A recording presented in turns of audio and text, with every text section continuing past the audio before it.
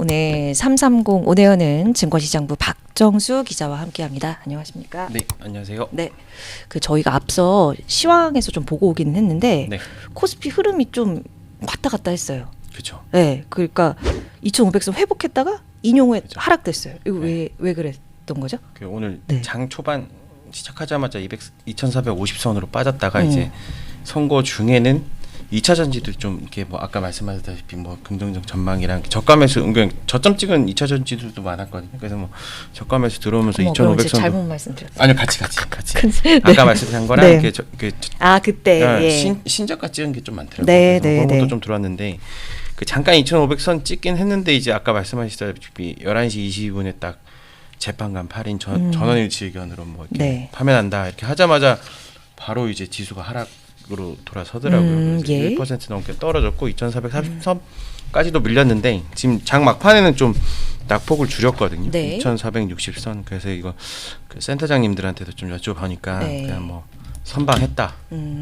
떨어지긴 했지만 이게 그 글로벌 증시 대비로 봤을 때 그리고 아시아 증시 대비로 봤을 때 선방했다 이렇게 말씀하시더라고요. 그래서 그러니까 이 전에 보면은 뭐 2017년 탄핵 시기, 이렇게 박근혜 전 대통령 탄핵 시기랑 비교해서 뭐 이날 인용되면 좀 코스피 상승하지 않겠냐 뭐 이런 전망도 있었는데, 네. 근데 리서치 센터장들은 이제 그때랑 좀 다르게 그 지금 국내 불확실성은 해소됐는데 그때랑 다르게 이제 그 예상치 상회한 관세율로 이제 수출주들 전망이 안 좋잖아요. 예. 그래서 이제 매수 주체만 봐도 이날 개인이랑 기관들은 좀 저가 매수 나섰는데 외국인들은 현선물 계속 팔고 있잖아요. 이런 거 보면은 이제 대외 불확실성이 여전하니까.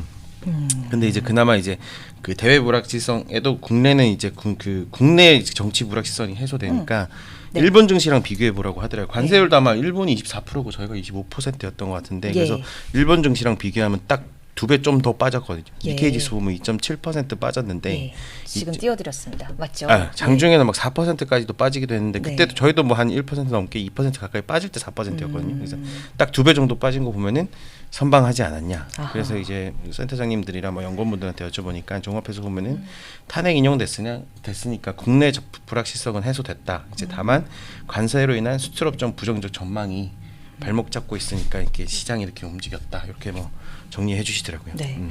그러면 이제 탄핵 결정이 됐잖아요. 네. 그럼 추후 이제 코스피가 어떻게 흘러갈지를 좀 전망해 보자면요. 네. 이게 그 일단은 그 국내하고 추후로 기대되는 건 이제 추경을 말씀해 주시더라고요. 네. 그러니까 이제 그 가장 큰 영향은 이제 탄핵 결정으로 이제 대외 불확실성 아까 말했듯이 관세 부과로 높아진 그런 것들을 이제 추경 예산 잡고 대통령 대선으로 가는 상황에서 이제 좀 그런 여력이 대응할 수 있는 여력이 생기지 않았냐.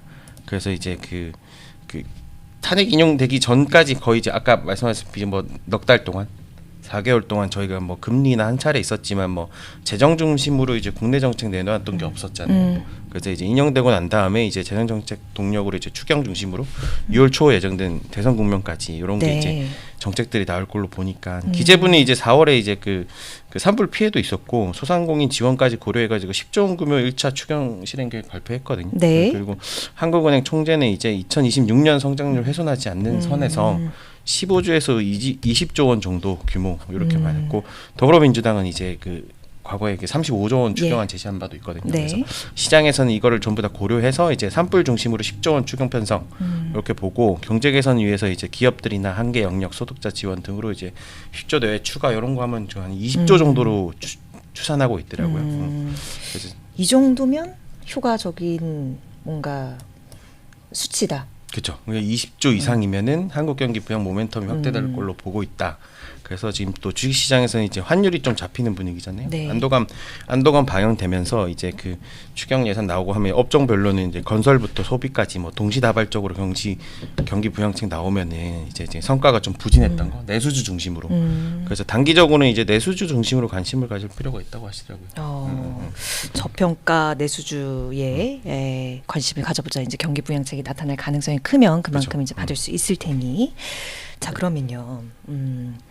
코스피 이 변곡점을 좀 잡아보자면, 그러니까 하락 추세가 대체 언제쯤 반전이 될지 네. 이거를 추측을 해볼까요? 좀 생각해볼까요?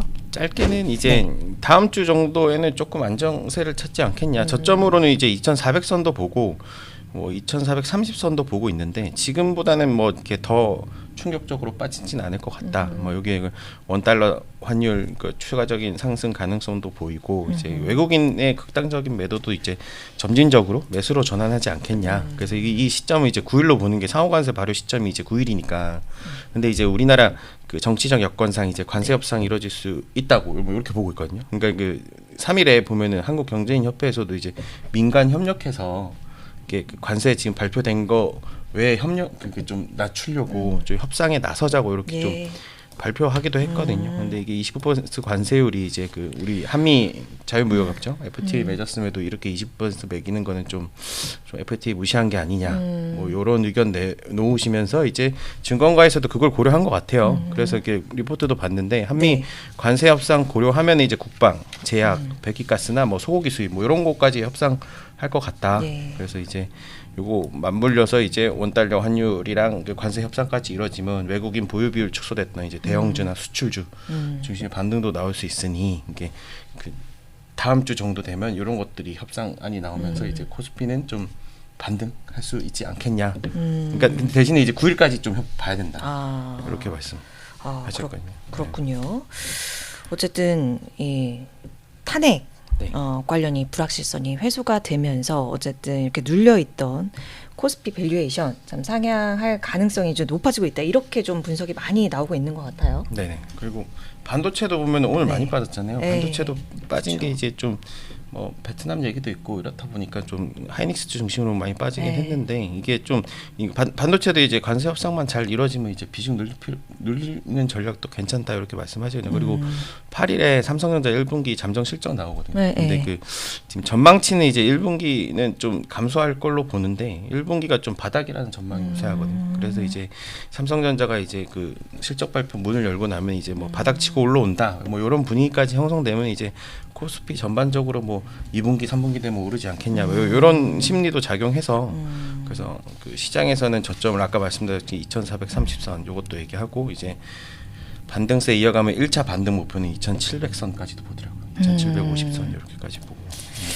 오늘 이렇게 말씀해 주신 수순대로 좀 잘 흘러갔으면 좋겠습니다. 그러니까 노출된 악재는 더 이상의 이제 시장의 변수가 작용할 수 없다. 작용이 되지 않는다라는 그러한 공식대로 좀 흘러갔으면 좋겠다라는 말씀으로 들어볼 수 있었던 내용인 것 같네요.